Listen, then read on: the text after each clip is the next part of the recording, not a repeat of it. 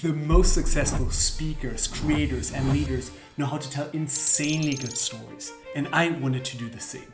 But when I started on this journey, I quickly ran into 3 problems. First, I didn't know what stories to tell. Second, I didn't know how to tell a story in actually an interesting way. And third, I just didn't feel confident to share stories. And to solve these problems, I interviewed 104 professional speakers, read 41 books on storytelling, and tried lots of crazy stuff on the way. As part of that, I developed a 5-step system on how to tell better stories than 99% of the people. That system will help you have this abundance of story, will help you turn any average moment into the most captivating story, and to feel finally confident to share stories in any situation. Let's go.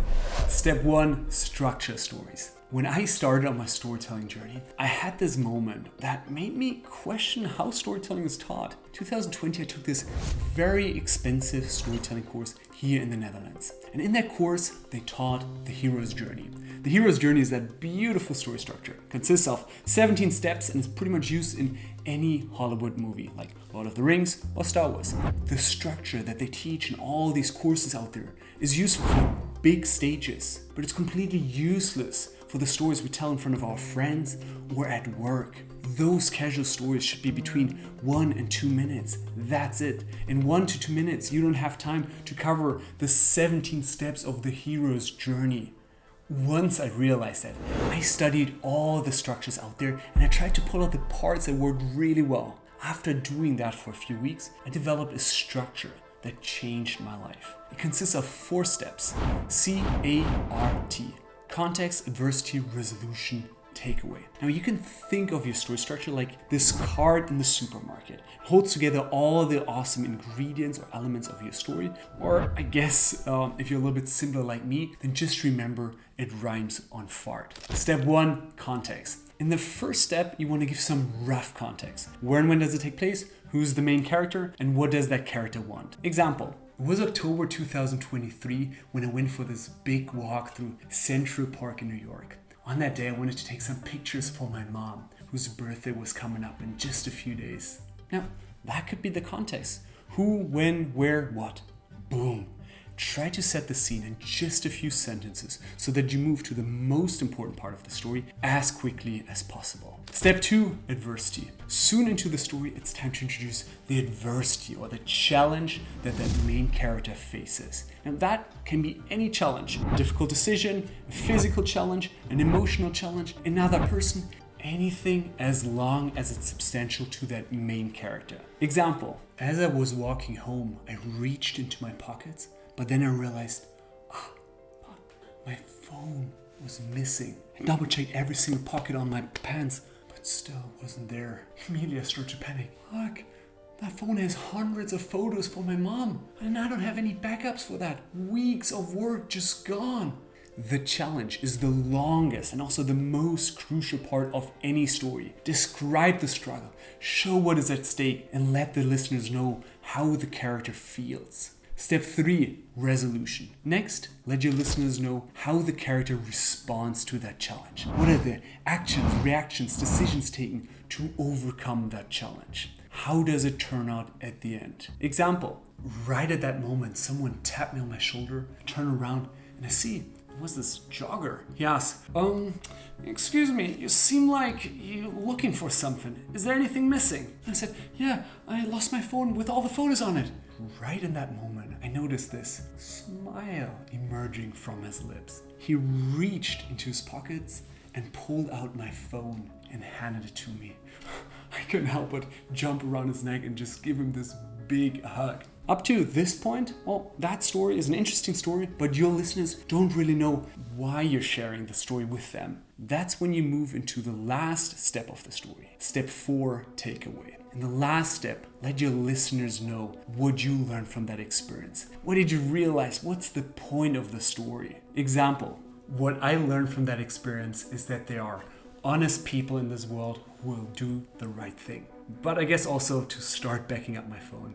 when you share that takeaway, watch out not to say, you should take away, or the moral of the story is. Why not? Well, you'll just come across as this preacher. No one likes a preacher. So the better way is to frame it as, what I learned from that experience is X, Y, and Z. It's a much more subtle, much more inviting way to tell the takeaway.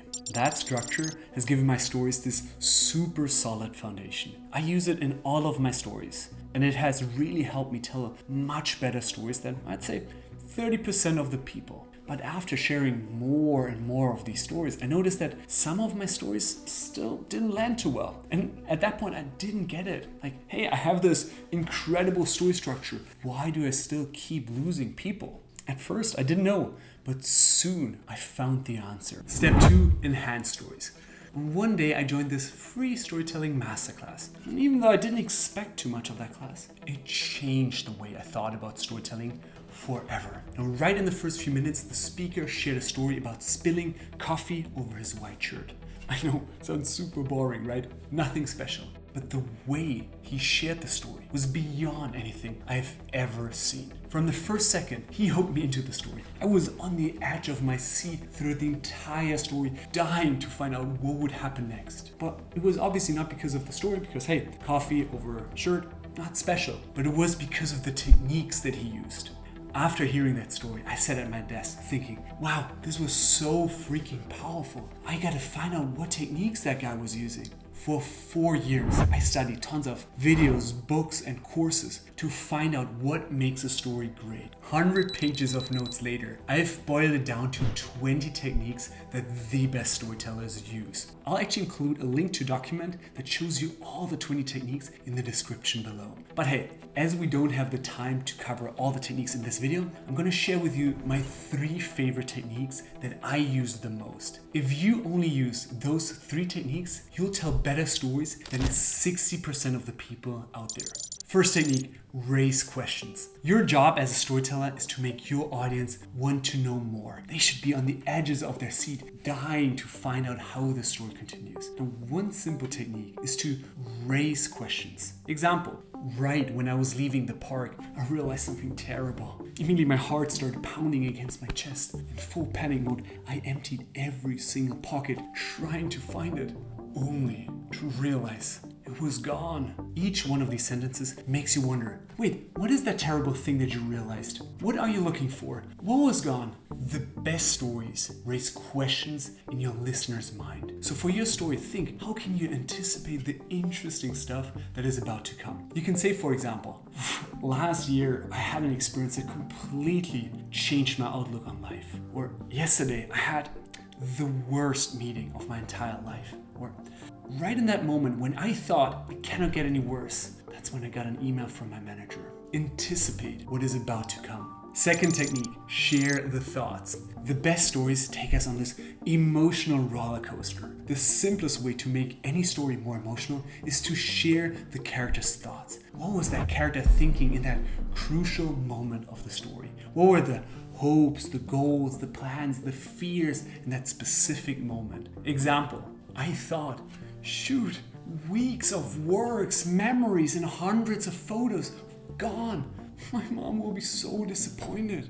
Why do I keep losing things? I know when we speak, we often try to sound super intelligent, super sophisticated, but don't do that when sharing the thoughts. Give us the raw, unfiltered thought. That will make it much more interesting. Third technique, share the dialogue. Often our stories will have more than one character. Maybe there's this one person that helped you, maybe there's this one person that really pissed you off, or maybe there's this customer that you helped. Whoever it is. Now, you can bring your story to life by sharing some of the dialogue of that crucial moment. What were the exact words that one of the characters said in that crucial moment of the story? Example, right in that moment, I feel a tap on my shoulder. I turn around, and it's this jogger. He says, excuse me, are you looking for something? I say, yes, I lost my phone. It has all its photos on it and it's gone. Well, is it an iPhone? I say, yes, it's an iPhone. With a cheeky smile, he reaches into his pocket and he pulls out my phone.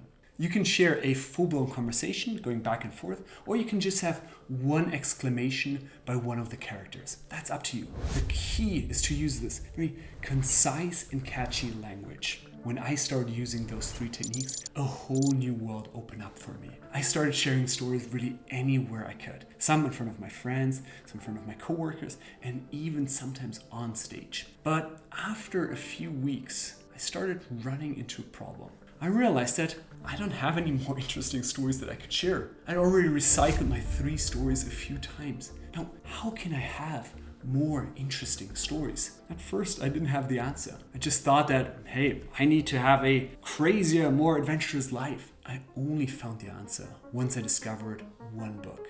Step 3, find stories. The book that has helped me have this abundance of stories is called Storyworthy by Matthew Dix. It's this wonderful book with lots of good nuggets, but there were 2 exercises that have helped me build this story library of hundreds of stories. First exercise, first, best, last, worst. That first exercise helped me to remember these stories that I had long forgotten about. Now for that, I take out a piece of paper and I draw 5 columns. In the first column, I put prompt. In the second column, I put first, then last, then best, and then worst. After that, I fill in the prompts. Prompts can be anything that triggers a memory. Gift, travel, job, a book, car, hobby, injury, anything that triggers a memory. Let's say that my prompt was gift. I then ask myself, what was my first gift? It was that chainsaw that I got when I was like 3 years old. I then put chainsaw below that. Now, then I go to the next question. What was my last gift? That was probably that weighted blanket I got for my birthday to sleep better. And then put weighted blanket. Then I go to the next question. What was my best gift? Oh yes, that was definitely that train ticket to Spain. And then I go into the last one.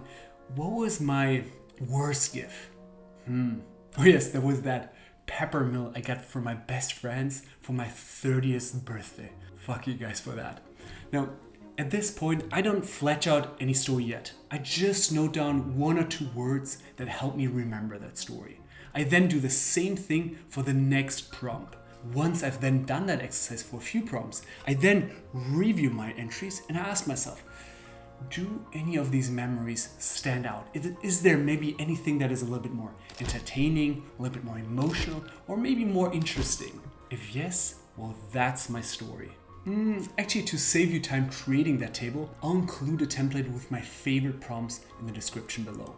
First, last, best, worst is this super fun way to uncover these stories that you've long forgotten from the past. But hey, there's another exercise to spot stories in the present moment, right in the moment when they emerge. The exercise I'm about to share is actually the only exercise I've done consistently every single day for 3 years now.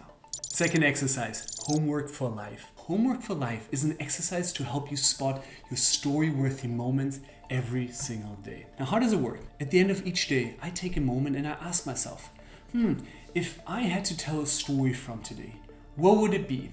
What would be that one moment that stood out? The one moment that touched my heart? Maybe it was that funny conversation, maybe some small thing that annoyed me, or maybe some realization. And now once I have that moment, I note down the date and that story-worthy moment. Example, today is August 6th and my story-worthy moment was feeling grateful after my 9-kilometer run through the park without knee pain.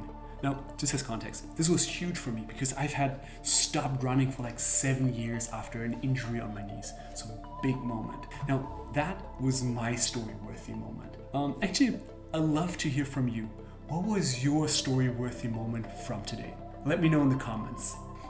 So what happened once I started doing that exercise more and more? At first, my entries were quite boring and rather unspecific. Actually, one of them was, today I enjoyed my peanut butter sandwich. But after a few weeks, I started to notice more and more meaningful moments. I now have minimum 1 super interesting moment every week that could be turned to this incredible story.